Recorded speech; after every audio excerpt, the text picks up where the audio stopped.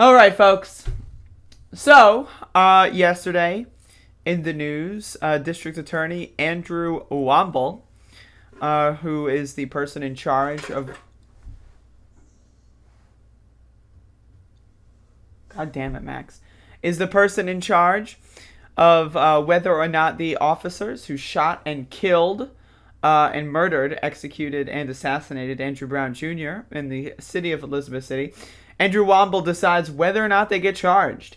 And unexpectedly to nobody, completely shocking to 0% of the human beings in the world, he is not going to charge the officers. And so this decision was made yesterday morning. And I showed up on the scene around 4:45. And I got a bunch of protest coverage. But we'll get into that. I want to read this from local news first. So we'll go into this. And there's also been some releasing of some video evidence.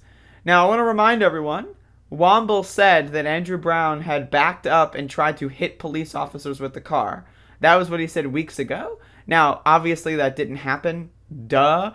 Right? But their reason for saying that, like, wow, it's a stretch.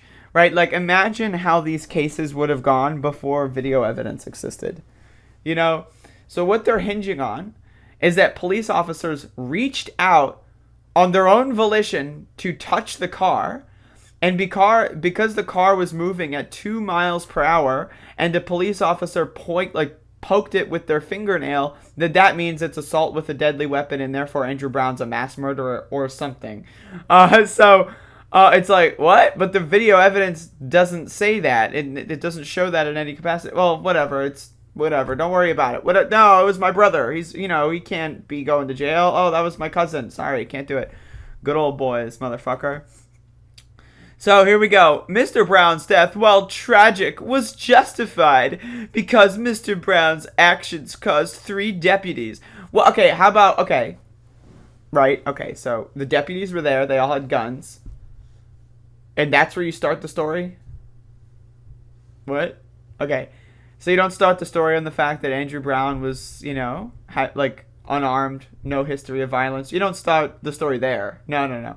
So you start the story where there's poor, innocent deputies decked out in riot gear with fucking 13 trillion fucking bulletproof vests and weapons of war and guns out the wazoo.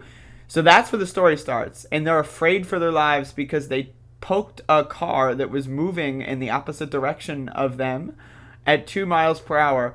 That's where you start the story? Like, I'm just so confused. Okay, so what were the actions that led to that point any problematic at all? Maybe? Okay, so was having excess military equipment in your police station problematic? Was that tragic? Nah. Was having a pickup truck where you mount up on the back with guns tragic or no. No, that's fine. Was training officers to kill problematic or, no. It's Andrew Brown. You start the fucking story at fucking 59 minutes out of an hour and then plant the flag there and then pretend like everything else is irrelevant. Right? Like, if you're going to tell me that Andrew Brown deserves to be murdered because he, quote, resisted arrest at some point in his life, I would love to see the life story of Robert Morgan, motherfucker. Please give me that shit. Anyway, I'm not going to read the rest of that garbage. Brown's family, who had already seen the video in question, previously said the video showed Brown, afraid for his life, backing away and then driving off in an attempt to escape being killed. The deputies were at his home serving blah, blah, blah, arrest and search warrants. That's not true. They didn't have a search warrant. That's fake news. Timeline. The total time the deputies interacted with Brown from the moment they jumped out of the truck to the moment they pulled Brown's body out of his crashed vehicle was 44 seconds. They murdered someone in 44 seconds. When Andrew was dead, the kill shot that attacked him and murdered him and ended his life, his hands were on the steering wheel. He was no threat. There were no guns in the car. There was nothing. His hands were on the motherfucking steering wheel, and they executed him in 44 seconds. I'm not going to be playing the video. If you want to watch the video, go watch it on your own volition. That's not something. I've seen it once. That's enough for me. The video shows the deputies jumping out of the back of the truck, running at Brown's vehicle, cursing and pointing guns at him. Why are they cursing? Can they control themselves? Brown begins reversing his vehicle away from the deputies and towards his home before reaching his home. Brown begins driving forward toward the deputies who had surrounded his vehicle. As Brown's car begins going forward, one deputy is forced to sidestep the vehicle to avoid being hit. Again, the vehicle is moving at fucking a tremendously slow speed. To say that the fucking deputy is forced to... Oh, maybe they shouldn't have been there.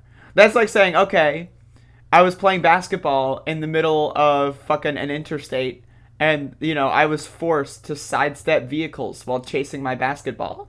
Well, I don't know, maybe you shouldn't have been in that situation in the first place? No. Like, but they never think about that. They never, like, okay, let's assume, which I don't think is true, but let's assume the deputy is forced to, they have to. The options are death or sidestep the vehicle. Those are the only two options, right? And we're not going to look at why that deputy is there. We're not going to look about what the situation, you know, that's all irrelevant. We're looking at this deputy needing to sidestep. Even if that's the case, the car was no fucking danger. So it's like, what the fuck?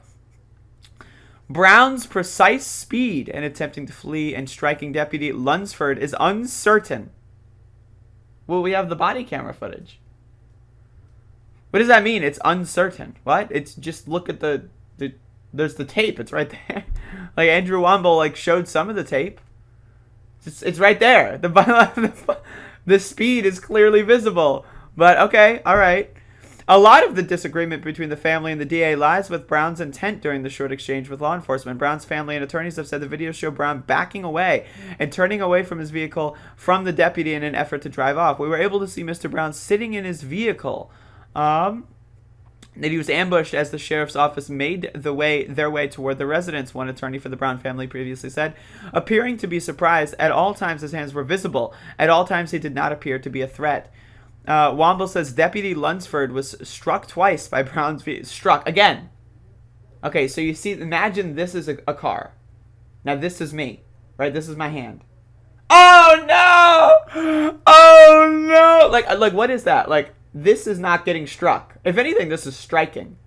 Like, I am moving my hand towards something else with the intent to make contact. If anything, that's striking.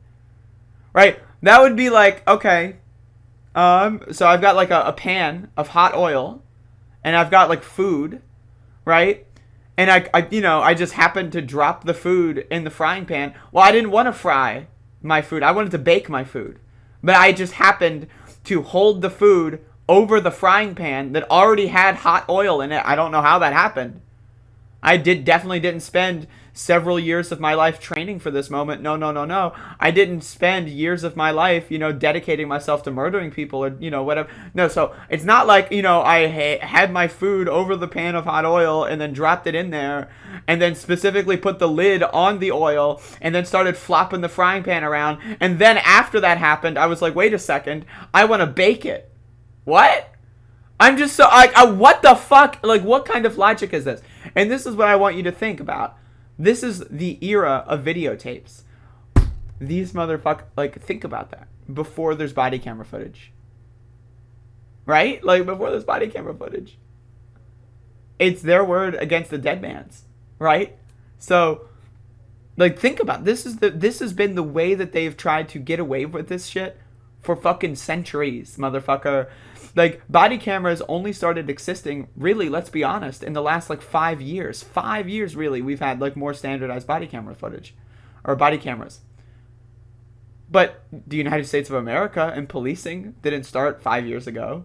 So what were they doing before body cameras? What were they doing about that? If reaching out and touching a car that's driving at 2 miles per hour is, quote, being struck, right? What were they doing before everyone knew that they were lying? Before it was very obvious that they were making it all up, were they still saying the same thing? Think about that. Isn't that crazy? So you can read the rest of this. Oh God, look at this fucking prick. You can read the rest of this if you want. I'm gonna get into the protest coverage, but needless to say, fuck Andrew Womble. All my homies hate Andrew Womble, and he's a piece of garbage. So that's really all I have to say. Like, it's just gross.